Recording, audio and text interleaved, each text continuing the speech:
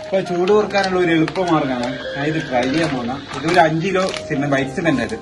അപ്പൊ ഇതിന്റെ കൂടെ ഒരു 250 ഗ്രാം ഫെവിക്കോൾ ഉണ്ട്. പിന്നെ ഇതിനിപ്പോ 5 കിലോ ആയതുകൊണ്ട് ഒരു 4 ലിറ്റർ വെള്ളം ചേർക്കണം. അപ്പൊ എല്ലാം കൂടി മിക്സ് ആക്കിയിട്ട് നമ്മളെ പുറത്ത് അടിച്ചാൽ മതി. അപ്പൊ ചൂട് കുറയെന്നാ പറയുന്നത്. നമുക്കൊന്ന് ചെയ്ത് നോക്കാം. ഓക്കെ ബാ.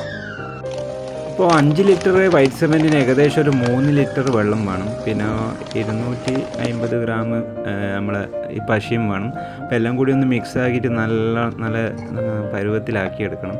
അപ്പോൾ ഞാൻ ആ വെള്ളം 3 ഗ്ലാസ് പാർന്നു. 3 ലിറ്ററാണ്. ലിറ്റർ നല്ലോണം പാർന്നിട്ട് നല്ലോണം ഇളക്കി കൊടുക്കണം, ഇല്ലെങ്കിൽ അടിയിൽ പിടിക്കും. നല്ല ശക്തിയിലെ വടി കൊണ്ട് തന്നെ ഇളക്കണം. ഞാൻ എടുത്ത വടി അത്ര സ്ട്രോങ്ങിലായിരുന്നു. എന്നിട്ട് നല്ല സ്ട്രോങ്ങിലെ വടിയെടുത്ത് ഞാനും ആദിക്കുട്ടനും കൂടി നല്ലോണം ഇളക്കി നല്ല പരുവത്തിലാക്കിയിട്ടുണ്ട്.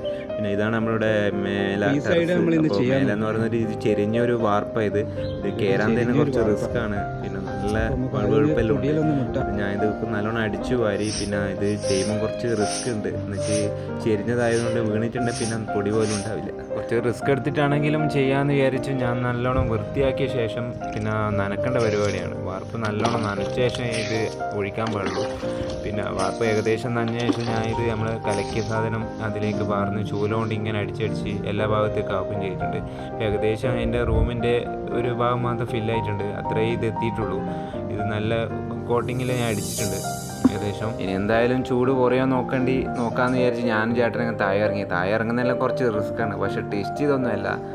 ഇത്രയും കഷ്ടപ്പെട്ട് അടിച്ചിട്ട് രാത്രി നോക്കുമ്പോൾ ഇത്ര പെട്ടെന്ന് റിസൾട്ട് കിട്ടുമെന്ന് വിചാരിച്ചില്ല കേട്ടോ. ഫെവിക്കോളും വൈറ്റ് സിമെന്റും മേലെ കഷ്ടപ്പെട്ട് തേച്ചതാണ്. നോക്കുമ്പോൾ ഇന്ന് നല്ല മഴ.